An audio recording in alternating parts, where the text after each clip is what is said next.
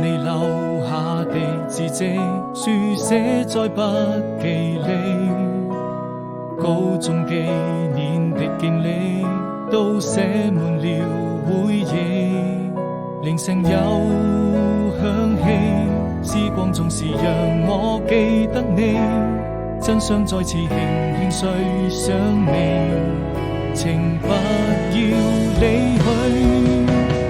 那一年夏天，外面下起了雨，我們肩並肩看着未見天空多美麗。此刻彷彿有想起，還能夠再一次陪着你，在我的